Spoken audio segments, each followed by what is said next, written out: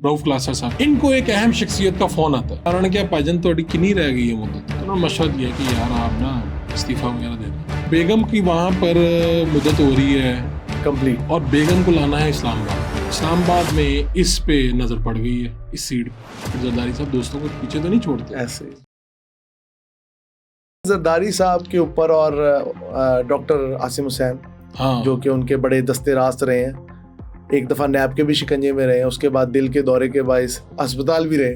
ہاں ڈاکٹر عاصم صاحب جی بڑے پڑھے لکھے آدمی ہیں, ہاں, اور زرداری صاحب کے دوست ہیں, کافی کمپیٹنٹ. تو یہ اب ذکر کہاں سے آیا ہے؟ رؤف کلاسرا صاحب نے ایسے ہی جو ایکس پہ سٹوری دی ہے, وہ انہوں نے کہا پاکستان بڑا دلچسپ ملک ہے. اور ایک صاحب ہیں ڈاکٹر اقبال چودھری, ٹھیک ہے, یہ ایک ادارہ ہے کامسٹیک.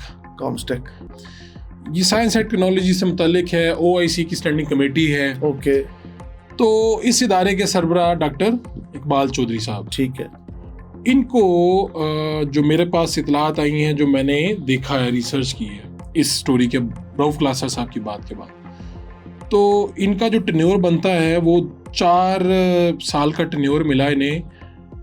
غالباً 24 سے ان کا نوٹیفیکیشن ہوتا ہے, تو 28 تک ان کا ہے. ٹھیک ہے. ان کو ایک اہم شخصیت کا فون آتا ہے. ٹھیک ہے.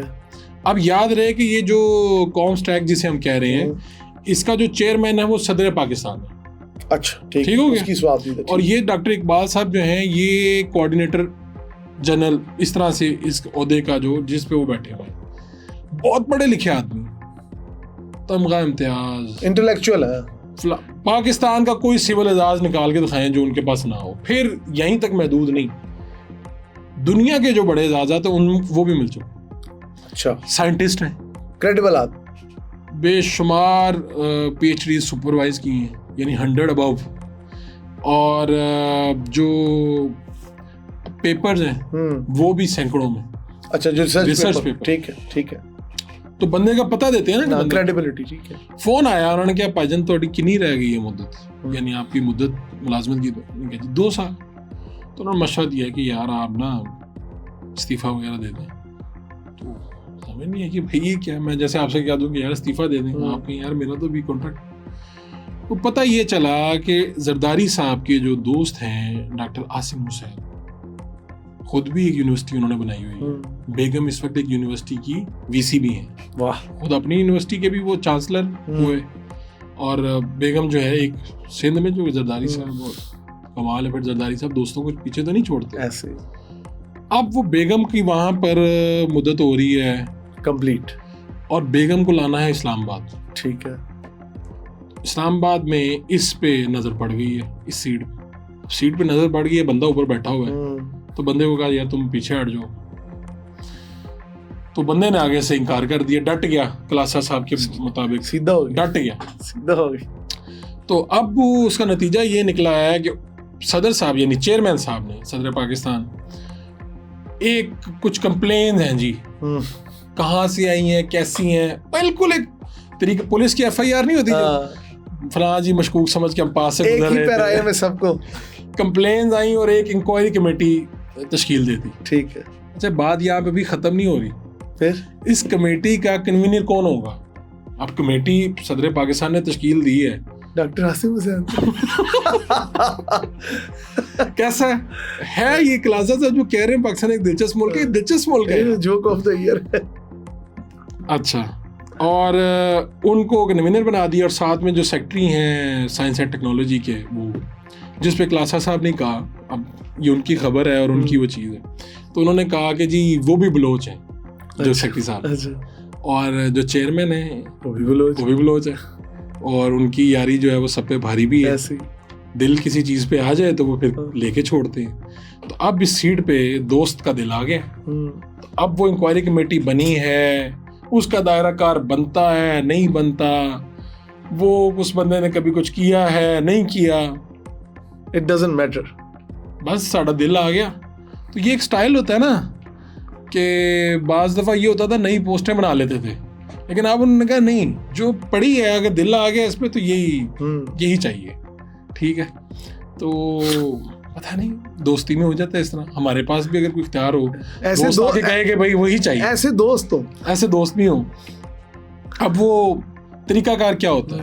تو میں نے ادھر ادھر سے چیک کروایا کہ بھائی سین کیا ہے, یعنی کیا کس بات پہ کمپلینٹس کیا ہیں. تو کوئی کمپلینٹس کوئی مطلب ہے سامنے نہیں بتائی گئی کہ کیا کمپلینٹس. اب انکوائری جب ڈاکٹر آصف صاحب کریں گے تو نتیجہ کیا نکلے گا آپ کے خیال؟ کوئی نہ کوئی تو کمپلینٹ نکل ہی آئے گی.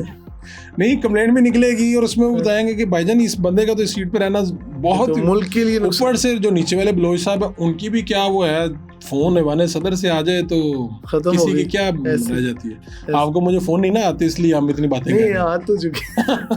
اچھا تو وہ اب دیکھیں کہ کیا بنتا ہے.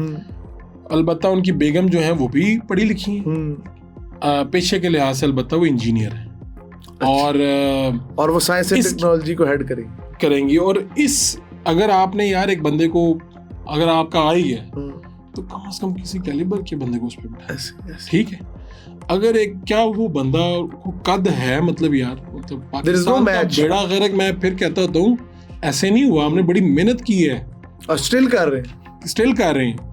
اور میں حیران ہوں کہ حکومت یہاں پہ نون کی ہے. پی پی تو یہ بتاتی ہے کہ ہماری جناب حکومت ہی نہیں ہے. البتہ جہاں انہوں نے اپنا بندہ بٹھانا ہو اس کے لیے پھر گیم یہاں سے اس طرح سے چلتی ہے, اس طرح سے انکوائری کمیٹیاں بنتی ہیں. اور شاید کلاسا صاحب جیسے اور ہمارے جیسے تھوڑے بہت جو بات کر رہے ہیں شاید کچھ ہو جائے, کچھ چیز رک جائے, ورنہ وہ تو طے کر چکے ہیں کہ یہ ہے. لیکن بات یہ ہے آپ جتنے بھی طاقتور ہوں تو ایک ذات اوپر بھی تو بیٹھی ہے جو دیکھ رہی ہے, اور سب کچھ آپ کے تو نہیں ہونا چاہنے سے. ادھر تو بڑے بڑے لوگ بھی جو چاہتے ہیں وہ بھی نہیں کر پاتے, جن کے پاس طاقت بھی ہے سب.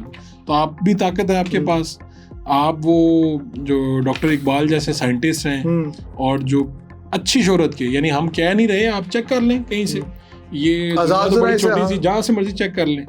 تو افسوس بڑا ہوا کہ یار یہ بڑی زیادتی کی بات ہے. ایسے ہی قومی ادارے تباہ, ایسے آپ ادارے تباہ کر دیتے ہیں. صرف یہ کہ یہ ان لوگوں کی موجیں ہیں جی.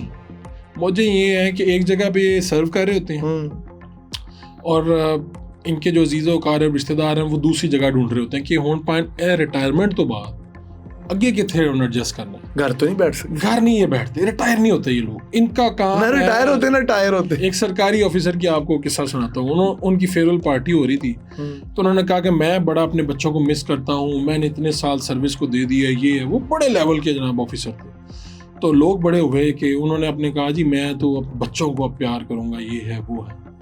تو اللہ کے حکم جس دن ریٹائر ہوئے 2 دن بعد بڑے ادارے کے سربراہ لگ گئے. میں نے کسی سے پوچھا کہ یار یہ تو بھائی صاحب کہہ رہے تھے کہ تقریر میں یہ وہ. انہوں نے کہا بھائی یہ پچھلے 2 مہینے سے کوشش کر رہے تھے, فلاں بڑے صاحب کی سفارش لی ہے اور اب فلاں بڑے ادارے کے یہ سربراہ ہو گئے. تو یہ ہیں ان کی اصل کرتوتیں.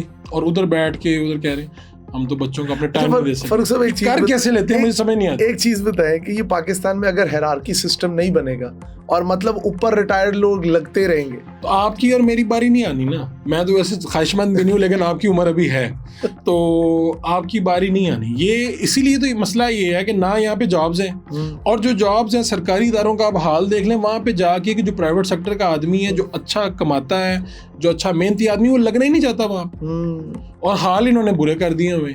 تو بس بھائی جان اس پہ اب انا للہ و انا الیہ راجعون یہی کہا جا سکتا ہے, اس کے علاوہ کچھ نہیں کہا جا سکتا.